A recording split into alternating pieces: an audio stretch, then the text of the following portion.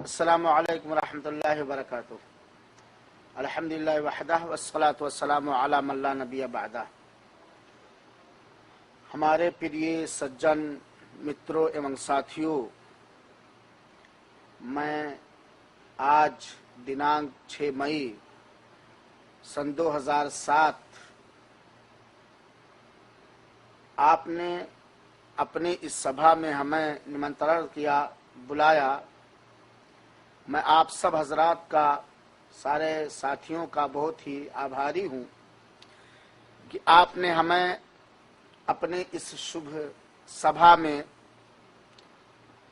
कुछ कहने और आपके ओर से आए हुए कुछ प्रश्नों का उत्तर देने का अवसर दिया।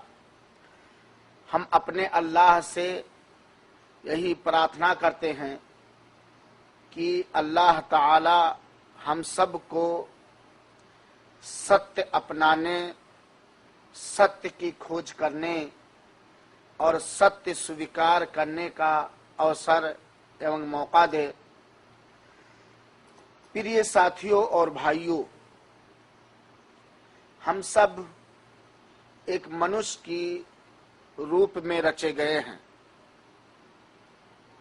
और इस संसार में जीवन यापन करने के लिए, जीवन यापन की सुविधा प्राप्त करने के लिए मनुष्य की बहुत सारी आवश्यकताएं हैं, जिसका हर मनुष्य अपने अपने आधार पर प्रबंध करता है। किंतु इस विषय पर विचार करने से पता चलता है कि मनुष्य की महत्व आवश्यकताएं दो प्रकार हैं, एक जीवन साधन, दूसरा सौभाग्य साधन। जीवन साधनों में से खाना पीना, रोटी कपड़ा और मकान है, लेकिन एक सरल एवं शांत और संतोष जीवन व्यतीत करने के लिए क्या हमें आवश्यकता पड़ सकती है? एक संतोषजनक एवं संतुष्ट तथा स्वाद जीवन सरल शांत व्यतीत करने के लिए हमें बहुत सारे चीजों की आवश्यकताएं पड़ सकती हैं, लेकिन क्या हम सौभाग्य, शांत, आत्म शांत क्या हम माता पिता द्वारा प्राप्त कर सकते हैं? क्या हम व्यक्तिगत रूप से प्राप्त कर सकते हैं?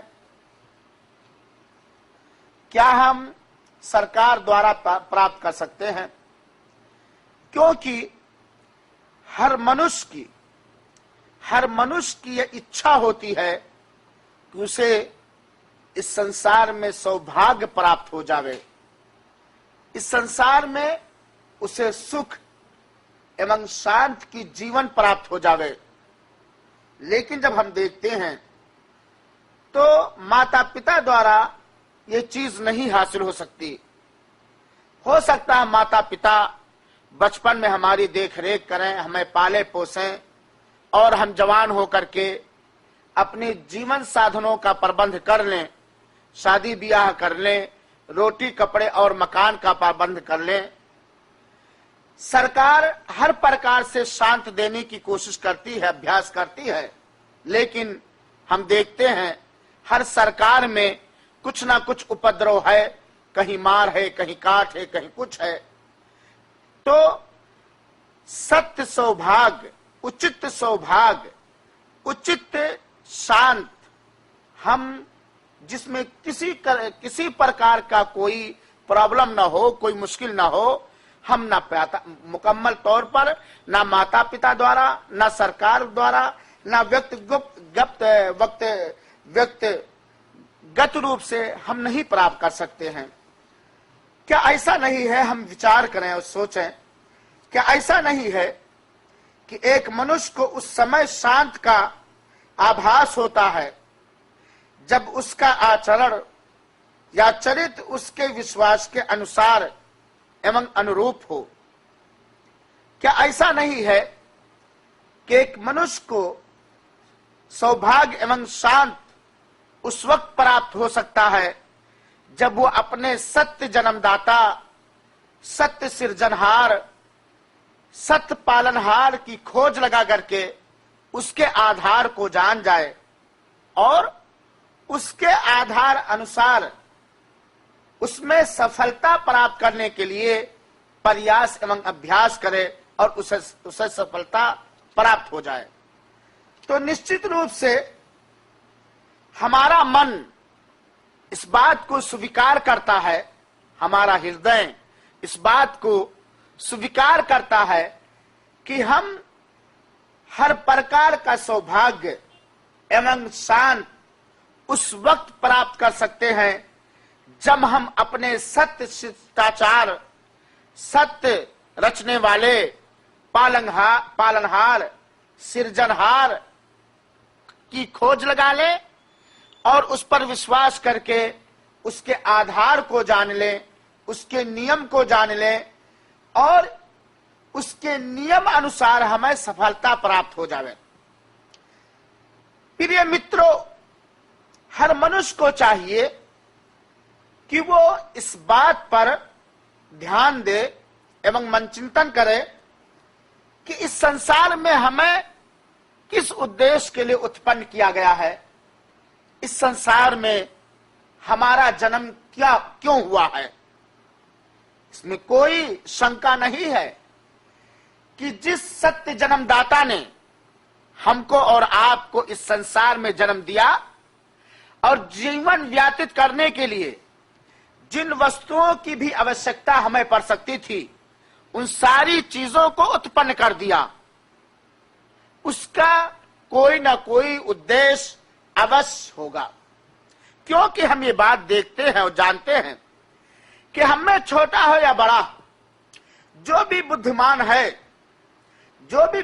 है, हमें छोटा हो या बड़ा, नर हो या नारी, किसी भी जात पात का हो, किसी भी धर्म और मजहब का हो, हर एक इस बात को स्वीकार करता है कि संसार में कोई ऐसा नहीं है जिसके किसी भी कार्य और काम का कोई उद्देश्य ना हो। जब हमारे किसी काम का, हमारा कोई काम, हमारा कोई कार्य, हमारा कोई प्लान बिना उद्देश्य के नहीं होता है। चुनाचे हम देखें, हम भोजन खाते हैं, भोजन खाने का उद्देश्य ये है कि हमारी शरीर में ताकत पैदा हो, हमारे शरीर का हर अंग बलवान रहे। हम अपना देश छोड़कर दूसरे देश में नौकरी चाकरी के लिए जाते हैं, हमारा उद्देश्य होता है कि हम वहां संपत्ति एवं धन कमाएंगे और अपने देश में वापस होकर के अपनी गरीबी को दूर करेंगे। हम टॉयलेट में जाते हैं, हमारा उद्देश्य होता है अपने पेट को साफ करना। हम स्नान करते हैं, हमारा उद्देश्य एवं मकसद होता है कि हमारे शरीर से मैल कुचैल और गंदगी दूर हो जावे। अतः हमारा कोई छोटा काम हो या बड़ा काम हो, बिना उद्देश्य के नहीं हो सकता है। तो वो शक्तिशाली शक्तिमान, वो जन्मदाता जिसने हमको और आपको जन्म दिया है और इस संसार में जिन वस्तुओं की हमें आवश्यकता पड़ सकती थी, उन सारी वस्तुओं को हमारी सेवा के लिए उत्पन्न कर दिया है। क्या उसने हमारा जन्म बिना उद्देश्य ऐसे कर दिया है? क्या हम इसलिए जन्म दिए गए हैं खाएं कमाएं और मर जाएं? क्या हम इसलिए जन्म दिए गए हैं कि हम शादी ब्याह करके अपने दिल को सुकून पहुंचा लें? क्या हम इसलिए जन्म दिए गए हैं कि हम सारे लोगों की सेवा करें, नौकरी और चाकरी करें? नहीं मेरे भाइयों, नहीं मेरे भाइयों, हम में से हर मनुष्य इस बात पर विश्वास रखता है, किसी भी जात का हो, किसी भी धर्म का हो, हम में से हर मनुष्य इस बात पर विश्वास रखता है कि जीवन दो है, एक संसार का जीवन, एक परलोक यानी परले का जीवन, दुनिया का जीवन और परले का जीवन। एक बुद्धिमान मनुष्य इस संसार के अंदर जीवन व्यतीत करता है, परंतु उसके सामने परले का जीवन महत्व रखता है। वो परले दिन सफलता प्राप्त करने की प्रयास करता है, क्योंकि एक बुद्धिमान मनुष्य इस बात पर विश्वास रखता है कि स्वर्ग और नरक है, स्वर्ग और नरक है, और हर मनुष्य को अपने करने अनुसार या तो उसे स्वर्ग मिलेगा या तो उसे नरक मिलेगा। तो मेरे भाइयों और साथियों, आइए हम सोचें कि जिस जन्मदाता ने हमको और आपको इस संसार में जन्म दिया है, इस संसार में उत्पन्न किया है, उसका उद्देश्य क्या है, उसका मकसद क्या है। उसका मकसद और उसका उद्देश्य बहुत ही प्यारा और बहुत ही अच्छा है। जन्मदाता ने हमको और आपको इसलिए जन्म दिया है कि हम मात्र सत्य जन्मदाता पर विश्वास करके उसकी उपासना करें, उसकी पूजा करें, और इस बात का विश्वास रखें कि सत्य उपास्य एवं सत्य पूज्य मात्र वो है जो सारे संसार का जन्मदाता है, जो सारे सृष्टि का जन्मदाता है, जो सृष्टाचार है, जिसने ये आकाश बनाया, जिसने ये पृथ्वी बनाई, जो आकाश से वर्षा करता है, जिसने हमको मनुष्यों की शक्ल में उत्पन्न किया, जो हानि और लाभ का मालिक है, वो अल्लाह है। वो अल्लाह है जो सृष्टि नहीं है बल्कि सृष्टाचार है, जो रचना नहीं है बल्कि रचने वाला है, जिसने उत्पन्न किया है, जो जन्मदाता है, जो पालनहार है, जो सृजनहार है, जो सूरज को निकालता है, सूरज को डुबोता है, जो चंद्र को निकालता है, चंद्र को डुबोता है, जो रात को दिन में और दिन को रात में बदलता है, जो हर प्रकार की भाषा को जानता और समझता है, जो हर मनुष्य के मन की बात को भी जानता है, और मनुष्य नहीं बल्कि संसार में जो कुछ हो रहा है, जो कुछ हुआ है, जो कुछ होगा, उस सारी चीजों का ज्ञान एवं इल्म रखता है। वो उस जन्मदाता ने हमको और आपको एक शुभ उद्देश्य के लिए जन्म दिया है कि सारे मनुष्य, सारे जिन एवं शैतान, सारे मनुष्य उसी सत्य जन्मदाता के आभारी हों, उस पर विश्वास करें, उसी को वास्तविक पूज्य स्वीकार करें, उसी को वास्तविक उपास्य स्वीकार करें, और उसके अनुसार, उसके आधार अनुसार उसकी उपासना करें, उसकी पूजा करें। और जो मनुष्य अपने सत्य उपास्य एवं पूज्य का पूजा करता है, वही सत्य में अपने सत्य जन्मदाता का दास है। तो ये बात हर एक के मन में आई होगी या आती होगी कि हमारा जन्मदाता कोई मनुष्य नहीं है, हमारा जन्मदाता ये जल नहीं है, हमारा जन्मदाता संसार की कोई वस्तु नहीं है, हमारा वास्तविक जन्मदाता अल्लाह है, जो आकाश में है और जो सारी हर प्रकार की चीजों को उत्पन्न करने वाला है। और हमें इसलिए जन्म दिया है कि हम उसकी पूजा करें, उसको सत्य पूज्य स्वीकार करें, और इस बात को स्वीकार करें कि उसके अतिरिक्त कोई उपास्य नहीं है, उसके अतिरिक्त कोई पूज्य, सत्य पूज्य नहीं है। सत्य पूज्य केवल सत्य जन्मदाता है, जिसने हमको और आपको इस संसार में जन्म दिया। मेरे भाइयों और साथियों, हमें यह भी सोचना चाहिए कि जिस उद्देश्य के लिए हम और आप जन्म दिए गए हैं, इस उद्देश्य में अगर हम सफलता प्राप्त कर ले जाएं तो किसका लाभ होगा?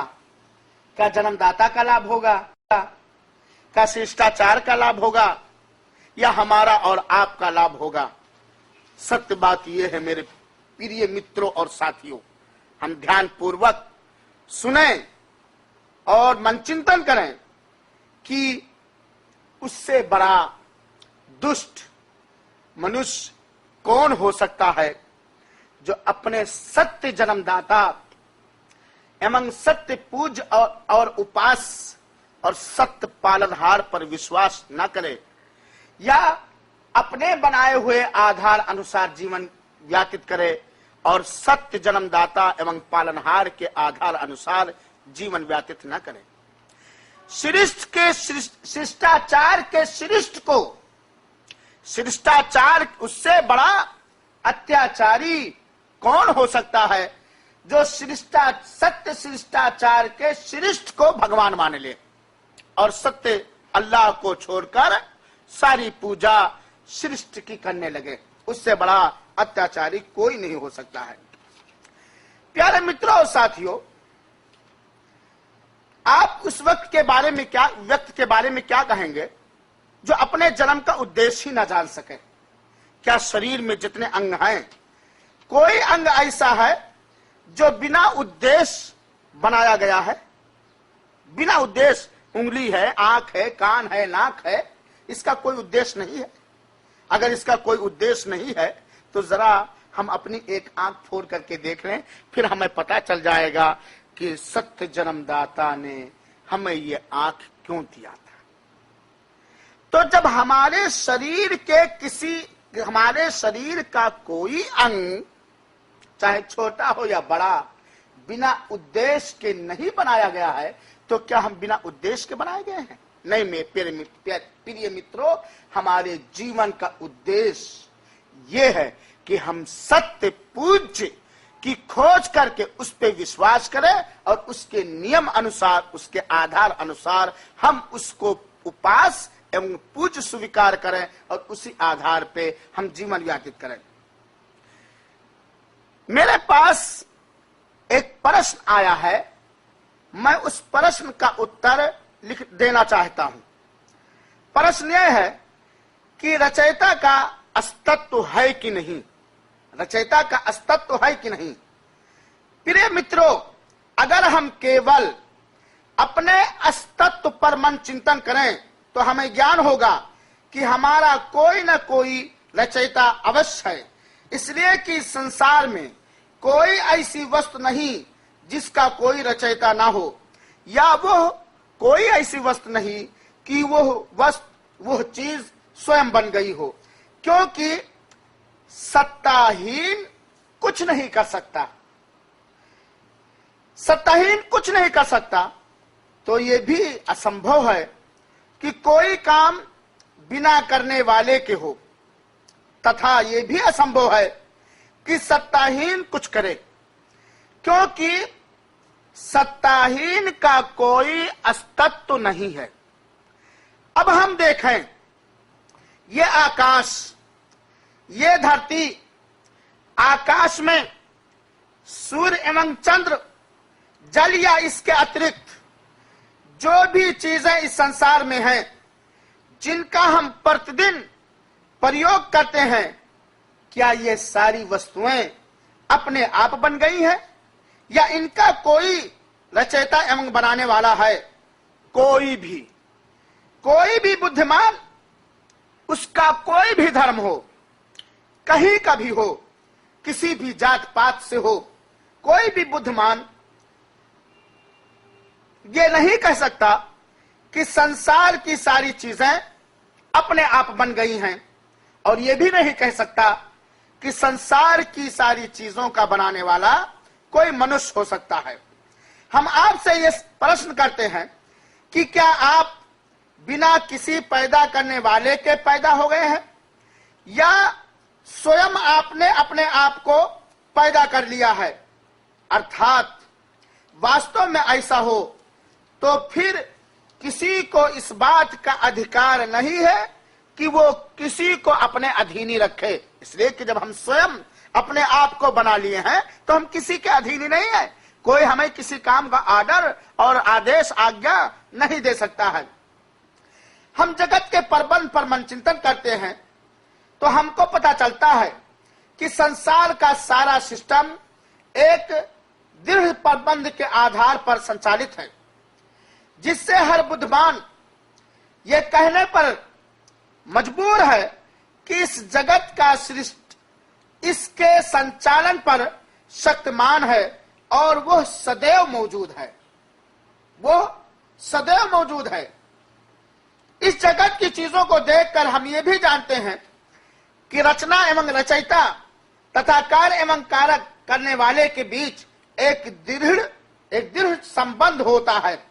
जब हम किसी भी रचना या उत्पादन में मन चिंतन करेंगे तो हमें उससे उस रचयिता के कुछ विशेषताएं प्राप्त होंगी।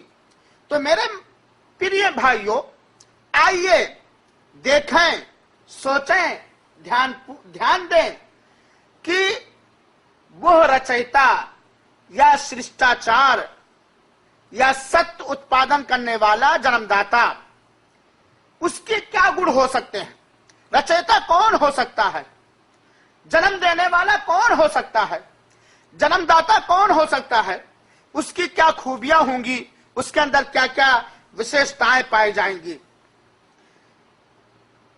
सत्य बात यह है कि रचयिता वही हो सकता है, सत्य जन्मदाता वही हो सकता है जो गुप्त एवं प्रकट का जानने वाला, क्षमा तथा दया करने वाला हो, जो स्वामी अत्यंत पवित्र, सभी दोषों से मुक्त हो, सभी दोषों से मुक्त हो, शांत प्रदान करने वाला, महान रक्षक, प्रभावशाली, सर्वशक्तिमान, महान एवं पवित्र हो, जो स्वयं जीविका प्रदान करने वाला, शक्तिशाली एवं बलवान हो, जो सभी अधिपतियों से श्रेष्ठ अधिपति हो, जो अत्यधिक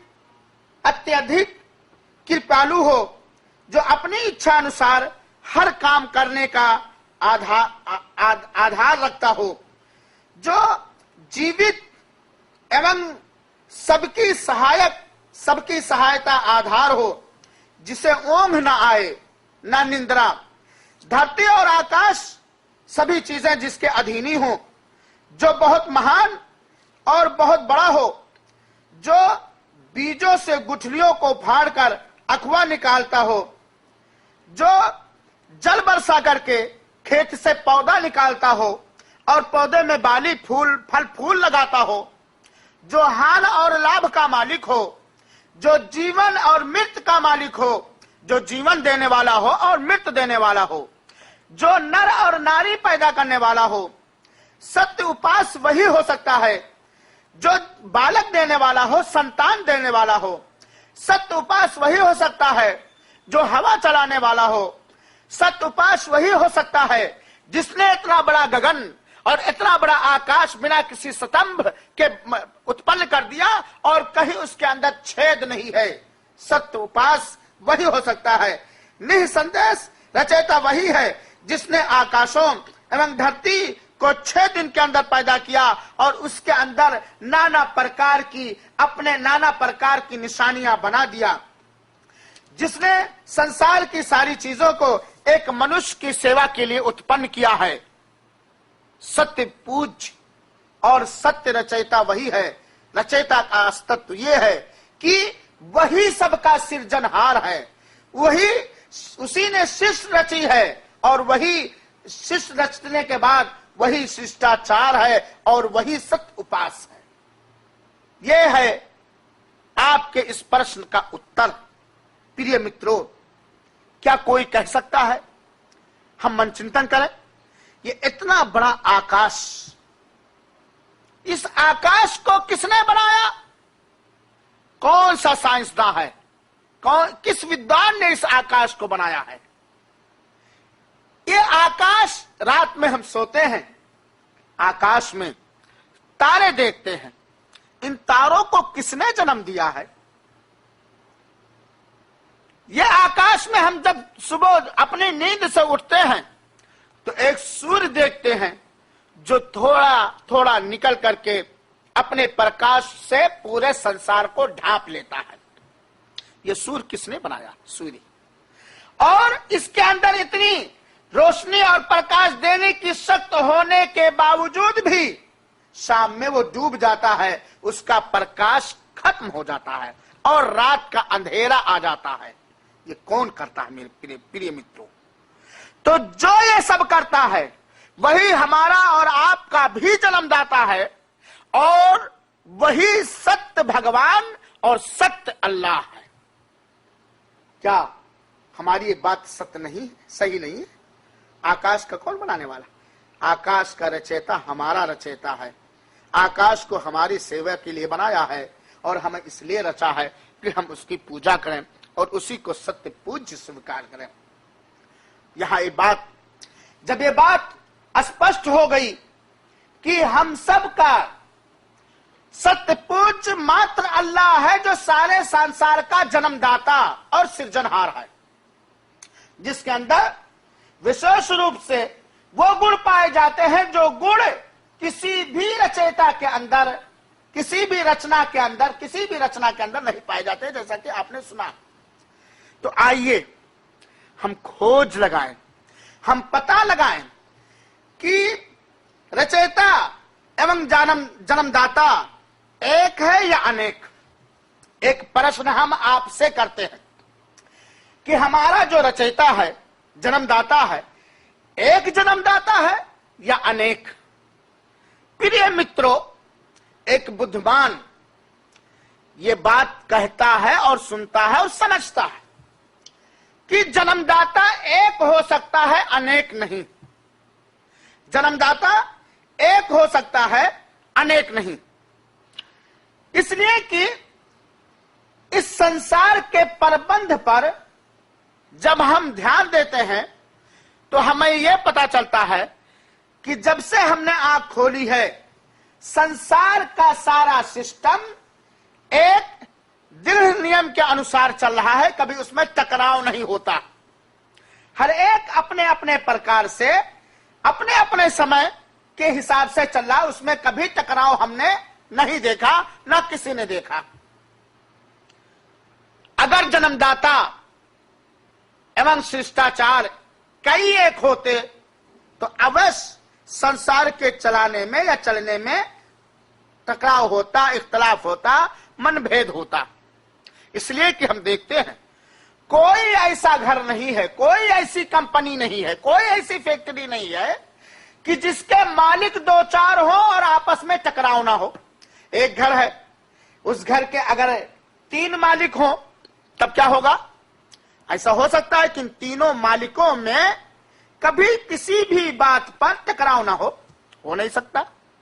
कितना भी प्यार मोहब्बत हो, तीनों मालिकों के अंदर कितनी भी प्यार मोहब्बत हो, कितना भी इन तीनों का आपसी संबंध बहुत ही मजबूत हो, लेकिन यह हो नहीं सकता है कि कभी भी किसी बात पर टकराव ना हो या आपस में मनभेद ना हो।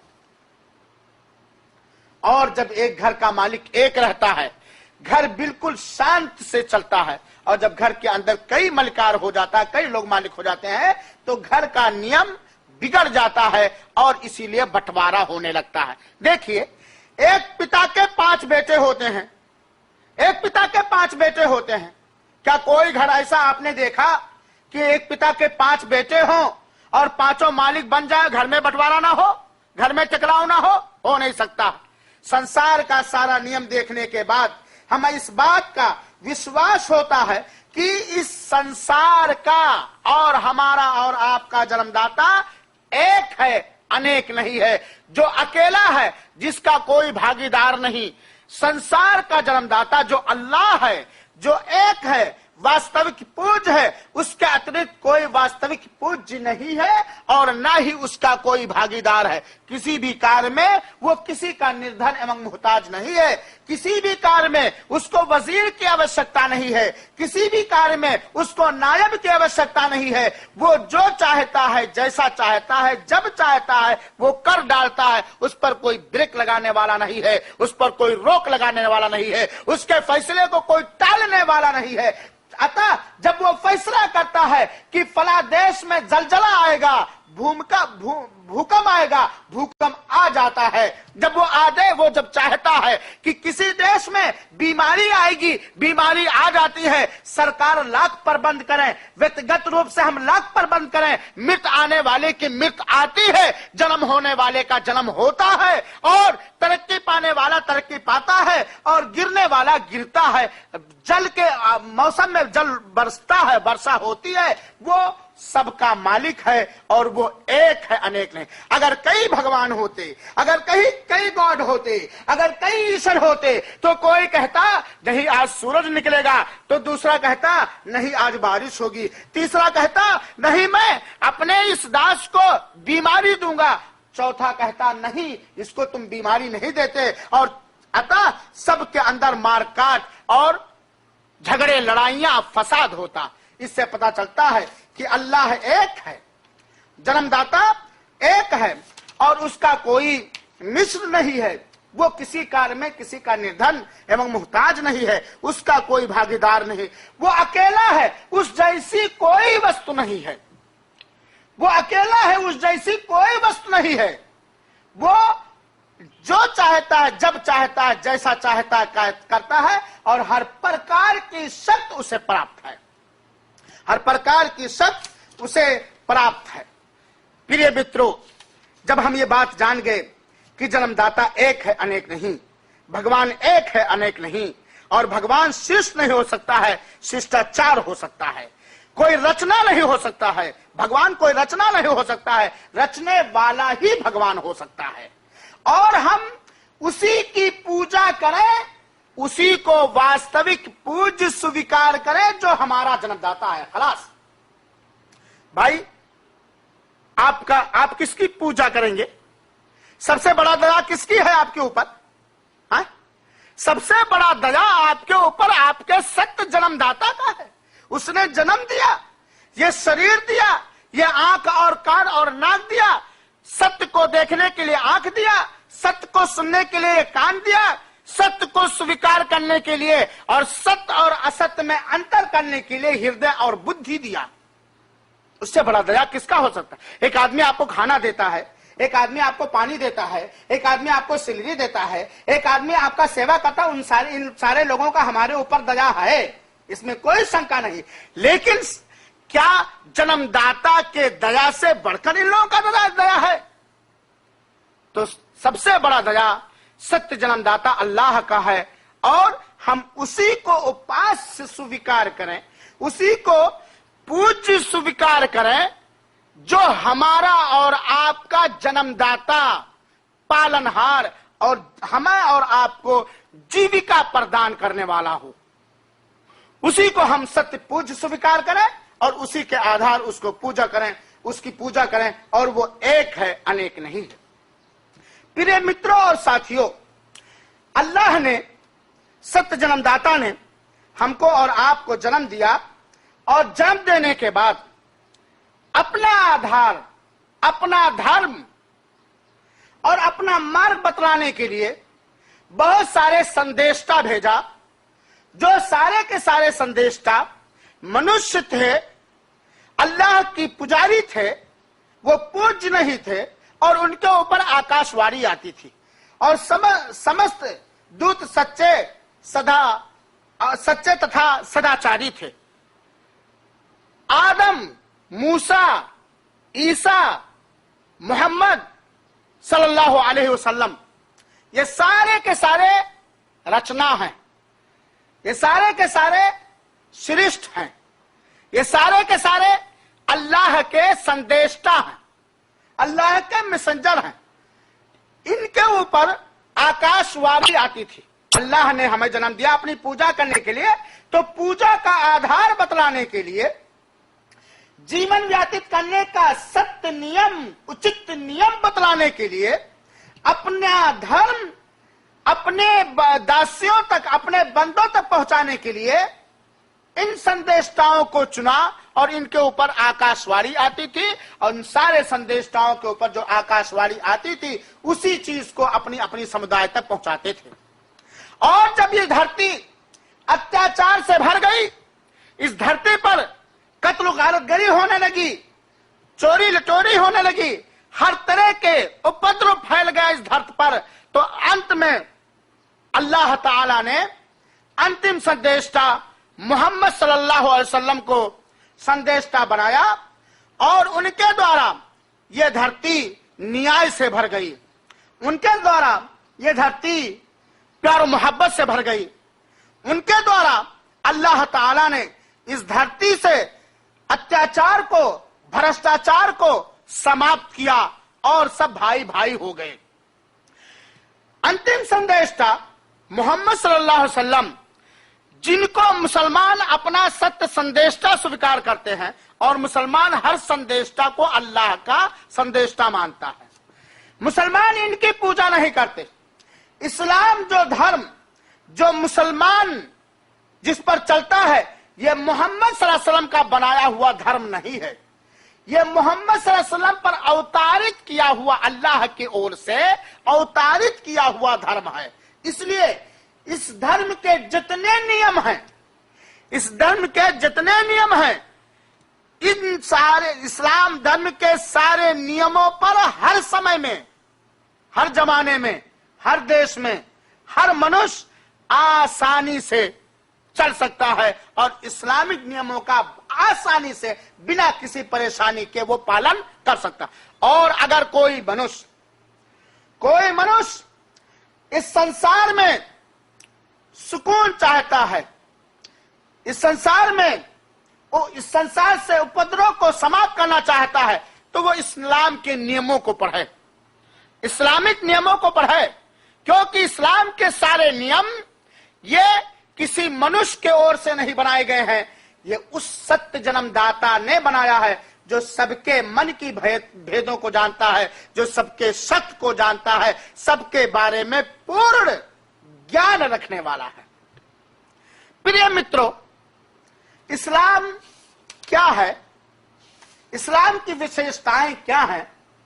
इस्लाम की विशेषताएं असंख्य हैं। इस्लाम की विशेषताओं के बयान करने के लिए या इस्लाम के विशेषताओं का विवरण करने के लिए घंटा 2 घंटा काफी नहीं है। इसलिए कि सत्य बात यह है कि जो भी मनुष्य इस्लाम के गुणों को जान जाएगा, जो भी मनुष्य इस्लाम के विशेषताओं को जान जाएगा, वो यह बात कहने पर मजबूर हो जाएगा कि इस्लाम ही वो धर्म है जो सारे लोगों को स्वीकार करने के लायक है। इसलिए कि इस्लाम के किसी भी नियम में, इस्लाम के किसी भी आदेश में किसी प्रकार का कोई अन्याय नहीं है। न्याय है, अन्याय नहीं है। इस्लाम धर्म की विशेषताओं में से सबसे महत्वपूर्ण विशेषता यह है कि इस्लाम धर्म एक अल्लाह की पूजा करने का आदेश देता है, जो वास्तविक पूज्य है, जो अकेला है, जिसका कोई भागीदार नहीं, जो किसी भी कार्य में किसी का निर्धन एवं मुहताज नहीं है, जो जन्मदाता है, उस एक अल्लाह की पूजा करने का आदेश देता है। प्रिय मित्रों और साथियों, थोड़ा सा हम ध्यान दें। एक मनुष्य अगर 3 भक्त को भगवान मानता है, उसके लिए तीनों को प्रसन्न कर देना आसान है। एक मनुष्य एक को भगवान मानता है, उस एक को भगवान मानने वाले मनुष्य के लिए उस अपने सत्य पूज्य और सत्य अल्लाह को प्रसन्न कर देना आसान है बात की नहीं?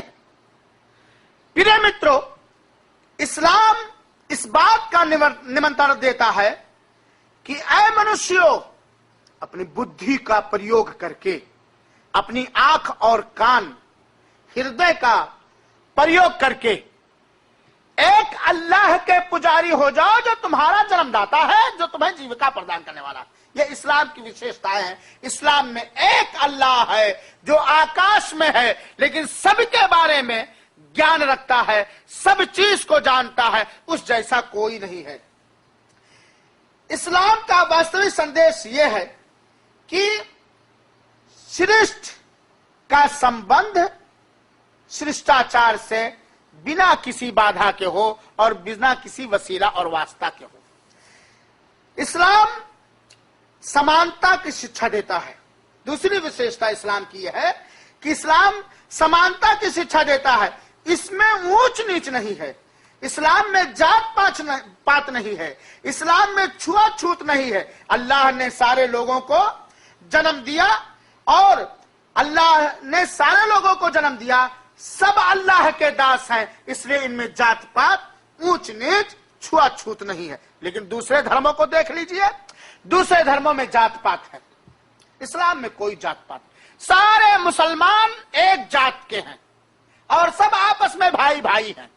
इसलिए सब आपस में भाई भाई हैं कि सारे के सारे एक सत्य पूज पर विश्वास करते हैं और उसी के अवतारित किए गए धर्म के अनुसार जीवन व्यतीत करते हैं। तो सब एक फैमिली है, सब एक है, कई बदन और एक जान है। इसीलिए आपने देखा होगा कि सारे मुसलमान एक थाली में बैठ करके खाना खा लेते हैं। इस्लाम की समानता आप देखना चाहते हैं, यह मस्जिद है, मस्जिद में सारे मुसलमान एक साथ सलाह यानी नमाज पढ़ते हैं।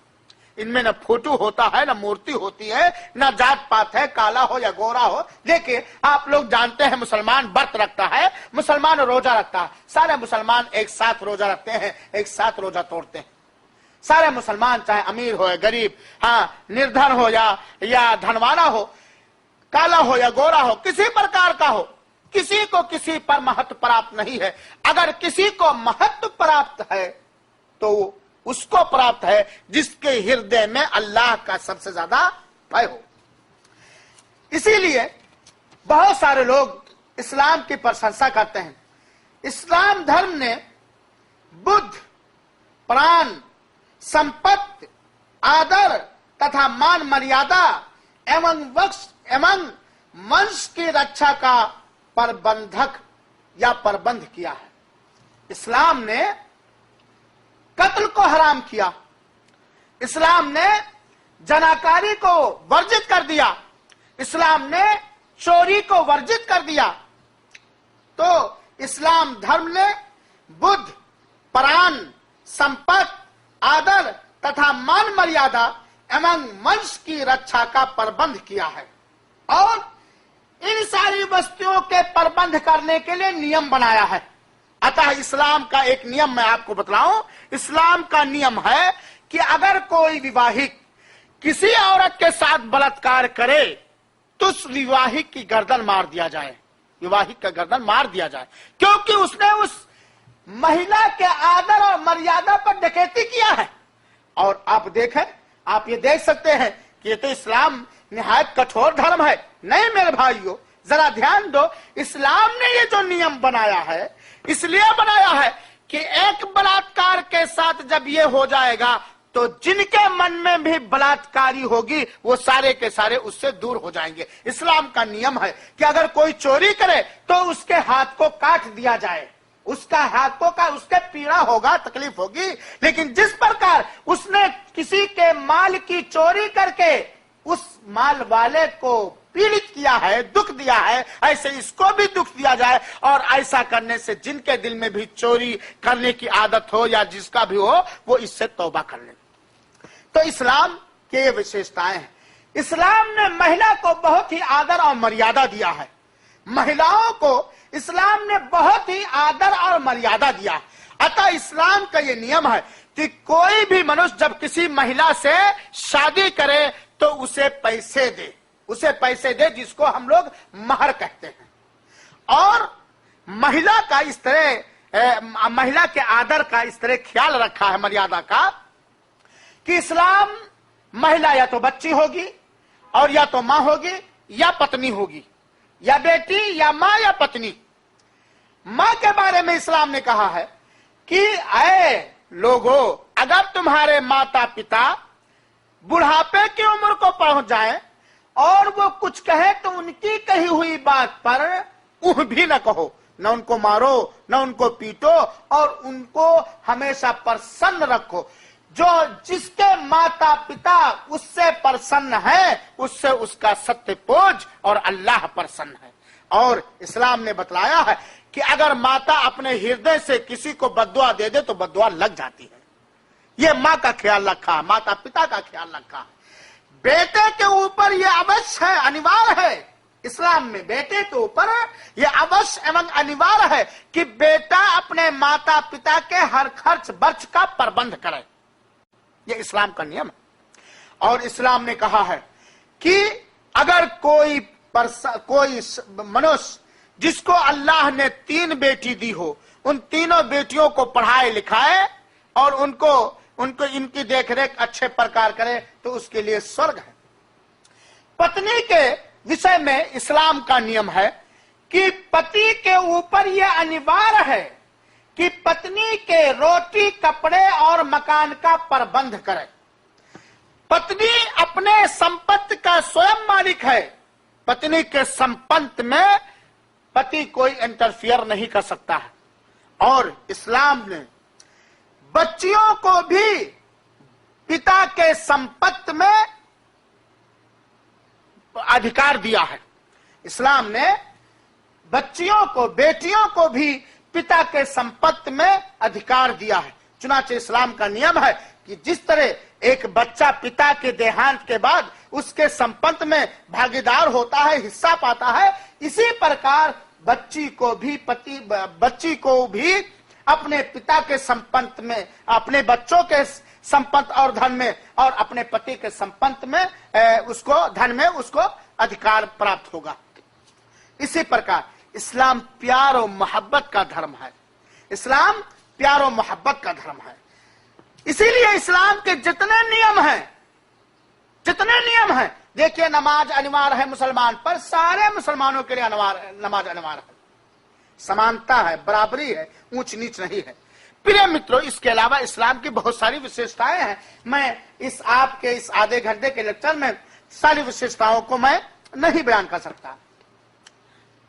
एक भाई का प्रश्न आया है कि हमने एक पुस्तक पढ़ा जिसमें लिखा हुआ है कि मृत्यु के बाद पुनः जीवित किए जाएंगे, तो क्या यह बात सत्य और सही है? प्रिय मित्रों, इस प्रश्न का उत्तर देने के लिए हम आपसे पूछते हैं कि हम में से हर एक स्वर्ग और नरक पर विश्वास रखता है। हर एक कहता है कि स्वर्ग है और हर एक कहता है कि नरक है। जैसी करनी वैसी भरनी, बोया पेड़ बबूल का तो आम कहां से खाए। अपने अपने करनी के अनुसार या तो मनुष्य स्वर्ग पाएगा या नरक पाएगा। और हम ये भी जानते हैं स्वर्ग और नरक मृत्यु के बाद मिलेगा। मृत्यु के बाद स्वर्ग और नरक मिलेगा। तो अगर मृत्यु के बाद पुनः जीवित नहीं किए जाएंगे तो हम कैसे स्वर्ग में पाएंगे या कैसे नरक पाएंगे? यह बात स्पष्ट है ना कि हम निर्जीव थे फिर जीवित हुए हैं। हम सारे के सारे जितने लोग बैठे हुए हैं, हम क्या थे? निर्जीव थे। हमारा कोई वजूद नहीं था, फिर हमारा वजूद हुआ, हम जीवित किए गए।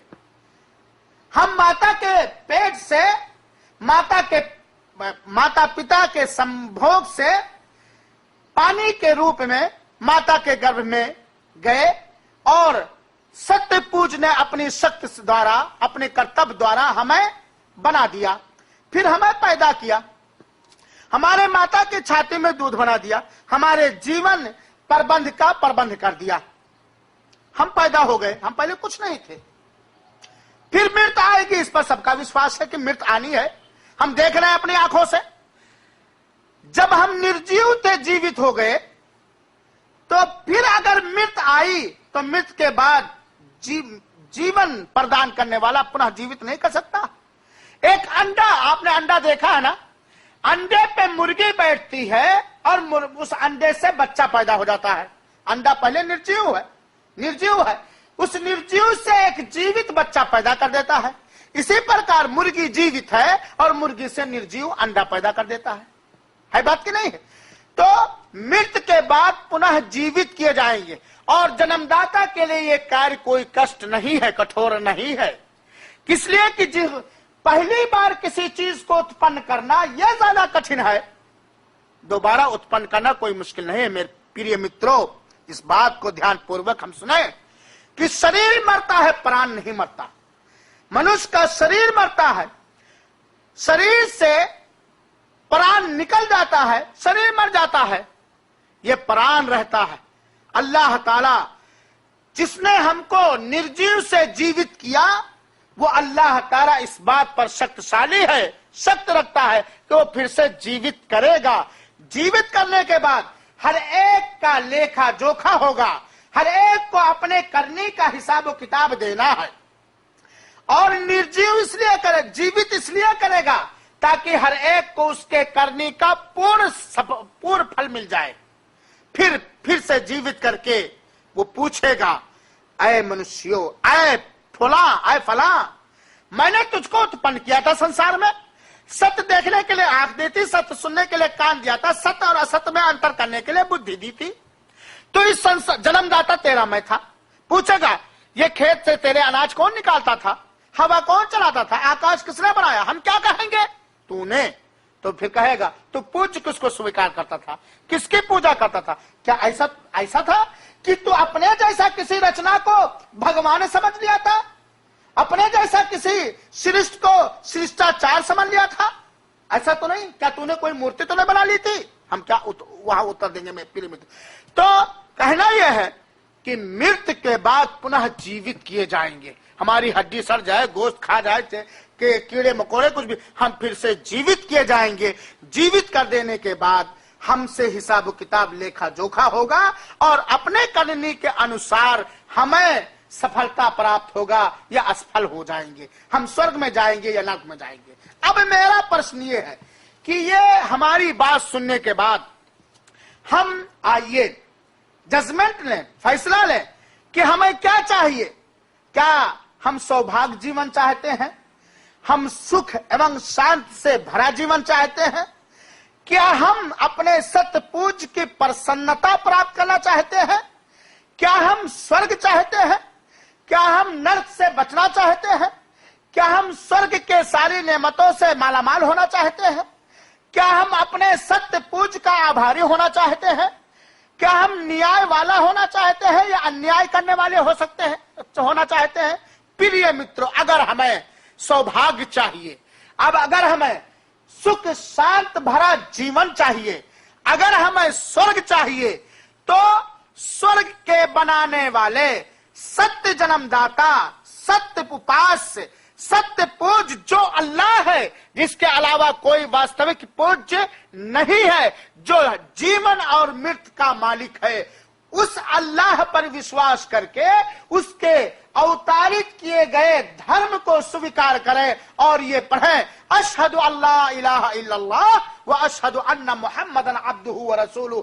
मैं इस बात की गवाही देता हूं कि अल्लाह के अतिरिक्त कोई वास्तविक पूज्य नहीं है। अंतिम संदेशता तथा अंतिम संदेशता मोहम्मद सल्लल्लाहु अलैहि वसल्लम ये अल्लाह के संदेशता है। इस्लाम ही में शांत है, इस्लाम ही में सुकून है। इस्लाम हर दुख, हर परेशानी, हर डिफिकल्टी का इलाज है। कोई भी देश हो, किसी भी देश का कोई भी प्राइम मिनिस्टर हो, अगर वो अपने देश में सुख शांत लाना चाहता है, अगर वो अपने देश की तरक्की चाहता है, अपने देश में अदल फैलाना चाहता है, इंसाफ फैलाना चाहता है, अत्याचार को खत्म करना चाहता है, अत्याचार को समाप्त करना चाहता है, तो वो इस्लाम नियमों को पढ़े और समझे और इस्लाम के अनुसार अपना देश चलाए और इस्लाम पर विश्वास करे। हर प्रकार की सफलता, हर प्रकार जीवन की सफलता, मृत्यु के बाद वाले जीवन का सफलता इस्लाम के अंदर है। इस्लाम ही के अंदर हर तरह की भलाई है।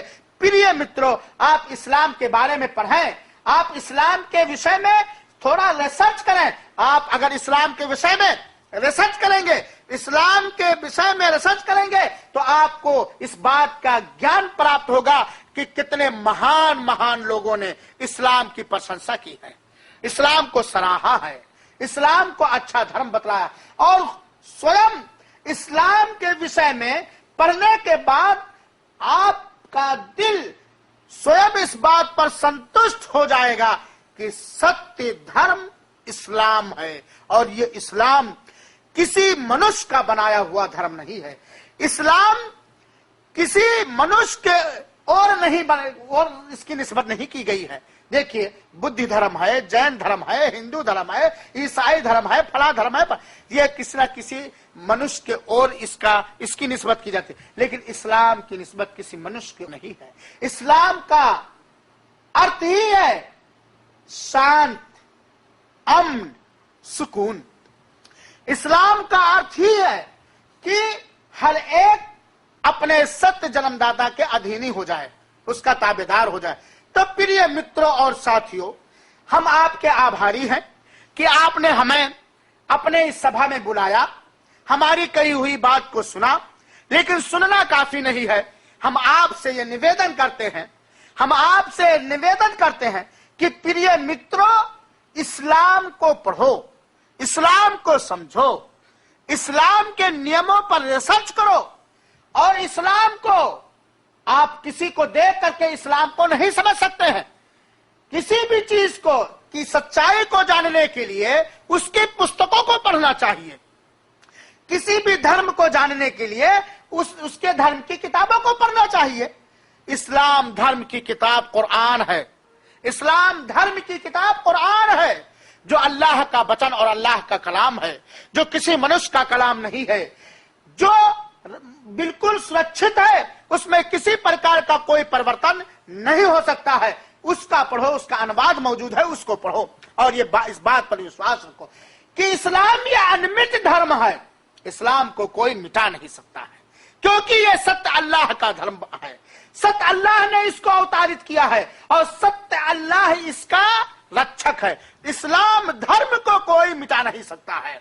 पूरे संसार, इस संसार में जितने देश पाए जाते हैं, हर देश के लोग इस बात पर एकजुट हो जाए, इकट्ठा हो जाए कि इस्लाम धर्म को इस संसार से समाप्त कर दे, खत्म कर दे। हो नहीं सकता है, ये हो नहीं सकता है कि कुरान को कोई खत्म कर दे। यह हो नहीं सकता है प्रिय मित्रों कि कुरान के किसी ग्रंथ को, कुरान के किसी एक अक्षर को कोई हेर फेर कर दे। और अगर हेर फेर करेगा तो अल्लाह रब्बुल आलमीन उसका पर्दा फाड़ देगा, उसका पर्दा चाक कर देगा। प्रिय मित्रों, आप देखिए, आप तो इस बात को जानते हैं कि आज इस्लाम धर्म के विरुद्ध कितने प्लानिंग होती हैं, लेकिन आज तक जब से ये शुभ कुरान उतरा, जिस तरह उतरा उसी तरह मौजूद है। उसमें किसी प्रकार का कोई परिवर्तन नहीं हुआ है और ना हो सकता।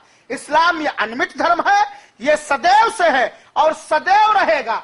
जब से मनुष्यों की रचना हुई है, मनुष्यों की रचना आदम से हुई है। आदम और उससे पहले जो आदम या जिन और शैतान इब्लीस, जब से ये मनुष्यों की रचना हुई है उस समय से इस्लाम है और इस्लाम ये अंत तक रहेगा। इस्लाम को कोई डायनामेंट नहीं कर सकता है, इस्लाम को कोई मिटा नहीं सकता है, ये हमारा दावा है। और जब आप इस्लामिक बुक्स पढ़ेंगे, किताबें पढ़ेंगे, कुरान को पढ़ेंगे, स्टडी करेंगे, तो आपको भी इस बात पर विश्वास हो जाएगा कि इस्लाम ही वो धर्म है जिसमें हर प्रकार की सफलता का गुण मौजूद है। इस्लाम ही वो धर्म है जिसमें सुख, शांति और शिक्षा की शिक्षा दी गई है। इस्लाम ही वो धर्म है जिसमें एक वास्तविक पूज के ओर बुलाया गया है। इस्लाम ही हर एक का धर्म है और जो भी चाहे इस इस्लाम को स्वीकार कर सकता है। और इस्लाम को स्वीकार करने के लिए बहुत बड़ा पापड़ नहीं बेलना पड़ेगा, सिर्फ दिल में, मन में ये विश्वास करना पड़ेगा,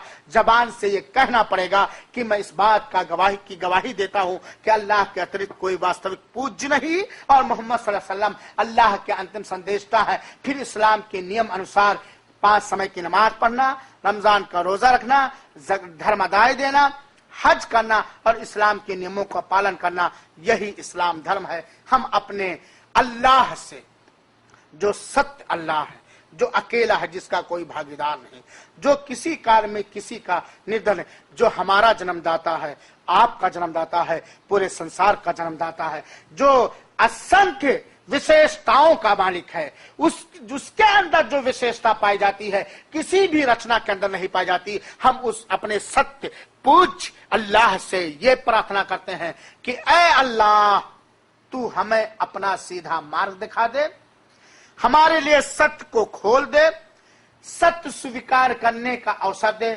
सत्य के प्रचार करने का अवसर दे, असत्य से बचा, जो सत्य है वो दिखा दे और मेरे मन में डाल दे, जो असत्य है उसको मेरे मन से निकाल दे। आमीन रब्बल आलमीन। वस्सलामु अलैकुम व रहमतुल्लाहि व बरकातहू।